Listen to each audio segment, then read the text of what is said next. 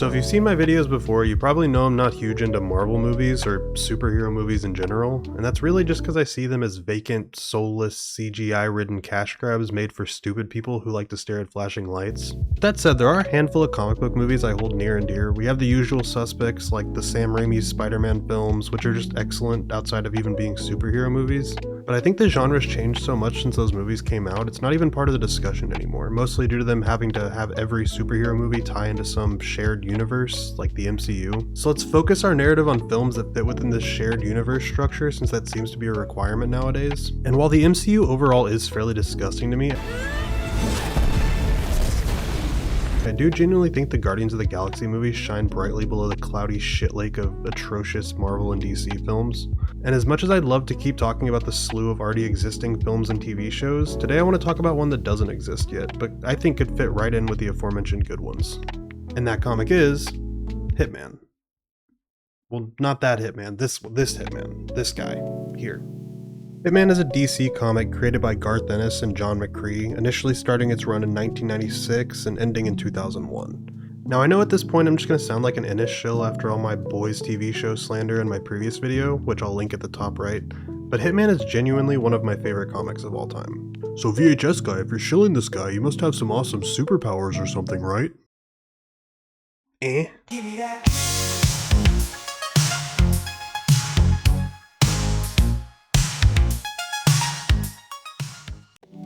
So who is Hitman? Well, the main character in Hitman, the Hitman if you will, is Tommy Monahan. He's a contract killer with a strict moral code, refusing any jobs that involve children, women, or anyone he deems innocent by his standards. He regularly takes jobs from the local mafia families as well as government agencies to take out mobsters, supervillains, and other scummy individuals. Tommy operates out of Gotham City's seedy Irish neighborhood, the Cauldron, and in his spare time he frequents Noonan's pub and gets drunk with the boys. But VHSGuy, I don't care what he does in his free time. What are his powers? Fine, fuck. So if you know of Garth Ennis, you know he absolutely despises superheroes, but as a comic writer, he had done a bit of work with DC prior to Hitman, and one of these comics was The Demon. The Demon is a comic about a guy named Jason Blood, who was previously a knight in King Arthur's court, and with the help of Merlin, he has a demon, Etrigan, bound to his body and basically gets these weird elf powers and immortality. Comic book shit. It's an okay comic, if not kinda silly, but in a crossover event of this series, The Demon Bloodlines, they set up a storyline where they had a bunch of alien monsters come to Earth and bite people. Then every 1,000 or so people, they would develop some kind of strange powers. This Bloodlines run was done in an attempt to kind of create like 20 or so new superheroes that DC could create solo runs from for any that performed well, and one of those characters was Hitman. And we lead off his solo comic in the same way, with him getting bitten by some odd alien parasite thing which gives him his super awesome superpowers. Are you ready? He gets telepathy and X-ray vision, both of which give him a mild to moderate headache every time he uses them. So needless to say, his powers are definitely not what make him special. Ennis even mentions that most of the time he forgot Tommy even had powers when writing his issues. As we set him up, really just as part of the pitch to get the thing going, who was supposed to specialize in killing off superpowered or supernatural characters, in which he was aided by his own superpowers, which he gained by accident, X-ray vision and telepathy. Half the time I forgot he had the powers, and half the time I forgot he was supposed to kill superpowered people. So instead of relying on Tommy's powers, Ennis focuses on providing him with strong characterization and a great cast of side characters, some of which include Nat Walls, or Nat the Hat, who met Tommy while serving as a Marine in the Gulf War, which we get a few flashbacks to, in one of which Nat and Tommy murder a group of British SAS agents they mistake for Iraqi soldiers, which was pretty funny. When they return home, Nat opts to become a hitman as well, and they regularly team up against the villains of Gotham. Additionally, we have Selena Kyle, aka Catwoman, who has a few team-ups with Tommy, including his big fight with Mazir, who's this crazy gun-wielding monster who was previously 5 Nazis known as the Lords of the Gun. They all get fused together into one big immortal monster who's honestly kind of a sick villain. I already mentioned Jason Blood and the Demon, but I honestly think it's hilarious that in the Hitman comic they basically turn the demon form of Jason Blood into this weird goofball that rhymes everything he says. Now, regardless of how people feel about Ennis as a writer, most people calling him an edgy man baby or whatever, he really does a great job of developing characters and creating real emotions within his comics. I mean, Tommy's full of charm, wit, and world-weary cynicism. He has this absurd, dark sense of humor that's opposed by a surprising depth of compassion. In my opinion, he's the perfect anti-hero. And you probably think it's my own hatred for superheroes that makes me wish Tommy with his almost non-existent superpowers would be brought to the screen, but let me explain why that's not the case.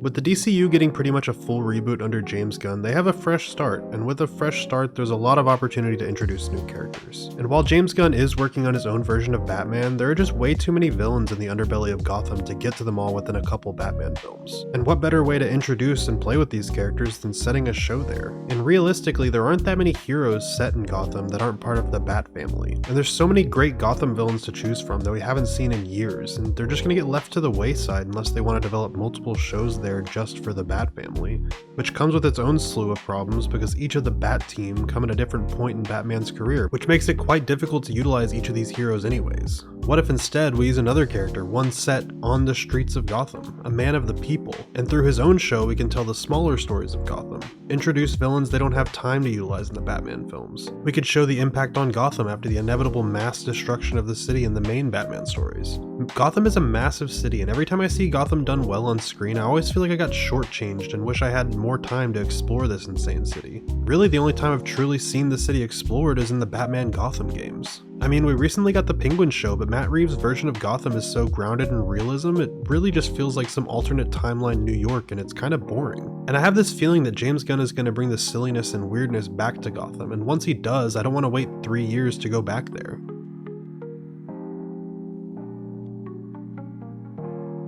Honestly, my favorite part of Hitman is just the silliness of it. It truly feels like there's not much that's off limits. For example, in the first run of Hitman, we lead off with him killing a group of supervillains who are hired to kill him by the Duble's crime family, and the killing of these villains catches the eye of Batman. Yes, Batman shows up.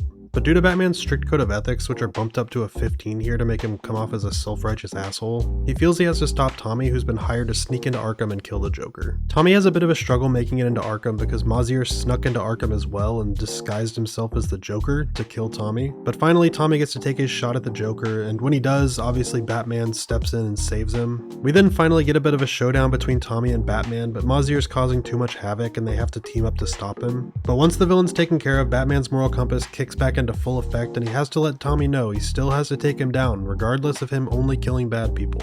But luckily the tables turn and Tommy gets the upper hand due to his mind-reading powers, and he threatens to expose Batman's true identity. It's just kinda nice to have a world in which these infallible heroes can be made fun of a bit. I'm not saying we should have Hitman punk Batman in a TV show, but it would be nice to have a show that's not afraid to poke some fun and display some self-awareness in a universe that's been extremely lacking in those qualities lately. Another example of this is in the Local Heroes run, where Green Lantern, who was Kyle Rayner at this time, gets his turn to face off against Tommy after being deployed by the government to capture him. He's obviously played up as well, giving these huge dramatic speeches and has zero self-awareness. Ennis even takes the time to write a scene where Tommy distracts him for a moment by offering him a cigarette so that he can read his mind, which was, I quote, a short read, indicating he's borderline. In the end, Tommy takes advantage of Kyle's good nature and bolsterous speeches and gets the best of him, well, at least long enough to explain that the government's faking the evidence provided to him and that he isn't really the bad guy he was painted to be. And to rub further dirt in the wound, they even had Six-Pack, a member of Section 8, which is a group of mentally challenged superheroes who I'll talk about more later, bully Green Lantern even further at Noonan's pub. Now, while it is funny for Tommy to constantly berate these big superheroes, I will say that's not always the case. There are crossovers that are genuine and sincere. For example, in Hitman issue 34, Superman finds himself landing on a roof to clear his thoughts after he failed to save a crew of NASA astronauts when their ship exploded despite his best efforts. He confides in Tommy, who's starstruck at actually meeting Superman, and the writing is absolutely top-notch. The entire issue is just them chit-chatting, Tommy just being an ear for Superman who needs somebody to talk to after feeling like he failed. We even end the conversation with Tommy asking for an autograph and shaking his hand, and it's through moments like these we can really see Ennis doesn't necessarily hate all superheroes, he just kinda hates the tropiness of the genre. Now here's where things get weird, and it's honestly surprising that Gunn hasn't already aimed his sights in this comic's direction. With his early days of working with Troma, along with his love of the weird teams like Guardians of the Galaxy and Suicide Squad, why wouldn't he utilize the weirdest team of them all?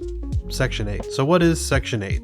Well, they're a super squad set in the same cauldron neighborhood as Tommy Monahan, Section 8 meaning the military designation for mentally unfit for duty, and they live up to the name. Some of the key members being Six Pack, his superpowers include an extremely high alcohol tolerance, and that's pretty much it. Then we have Dog Welder. His powers include dog welding, which is the act of welding dogs to people's faces. He actually dies later in the comic and is brought back as Dog Welder 2. And obviously next we have Bueno Excelente, who has only ever spoken the words bueno and excelente. His power is that he's a sex pervert. In fact, it's implied that he Kyle Rayner's Green Lantern in the comic. Next up is Friendly Fire, who can shoot energy projectiles but can't intentionally hit a target. There's a whole bunch more of them, but I think you get the idea. I think these guys could be a great running gag in the show. And I know a lot of this is built off presumptions that James Gunn's DC universe will be more colorful and comic booky. DC needs a major overhaul in how they handle their shared universe, and if he takes it into a more fun and goofy route, which I think he will, Hitman would be a perfect addition to Gunn's vision. Whether that be setting up villains for later use in Bat People films, poking fun at existing heroes to avoid the same grim dark bullshit of previous years, or just giving us a nice hearty sniff of Gotham's underbelly.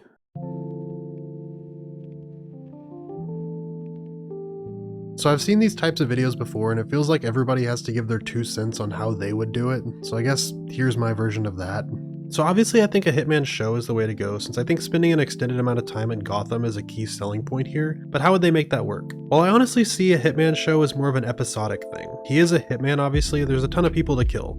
Every season they should have an overarching villain. The obvious choice for season 1 would be Mazir, but in between these run-ins with Mazir throughout the season, he should be taking on the likes of the smaller Gotham villains like Night Fist, similar to how they handle it in the comic, obviously doing team-ups with Nat the Hat or any other hero they want to shoehorn in. We don't need these massive overarching storylines that hold the entire fate of the universe at stake, as well as take an entire season to wrap up. It's a fucking comic book show. Make each episode fun and exciting. Let the stakes be life and death for Tommy, not the entirety of Gotham. And for fuck's sake, we don't need all this filler bullshit like everything outside of the first and last episode of The Penguin. This format also gives us a ton of room to introduce other anti-heroes who may need their own shows down the road, like fucking Lobo. Don't even get me started on Lobo, such a waste of a comic property. He's literally a fucking jacked Gene Simmons looking ass space bounty hunter. I don't need a whole fucking video essay to explain why he should have been adapted 15 years ago. Now I can already smell some of you sweaty nerds typing up a storm in the comments.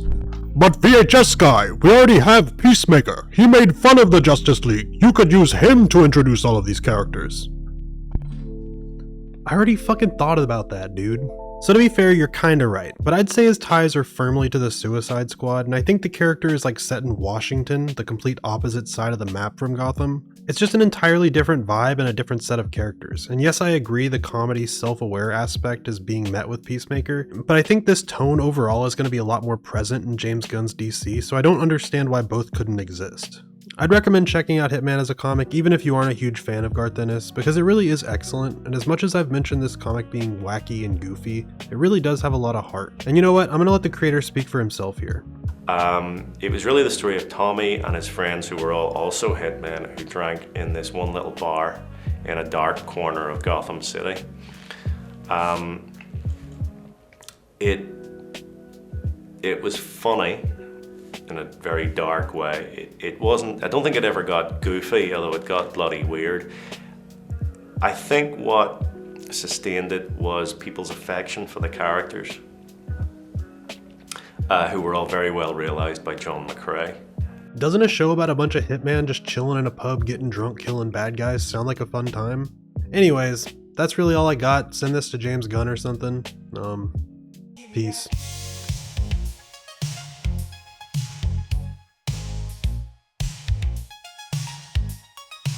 I need num-nums in my tum-tums. Alex Jones was better pre-circumcision.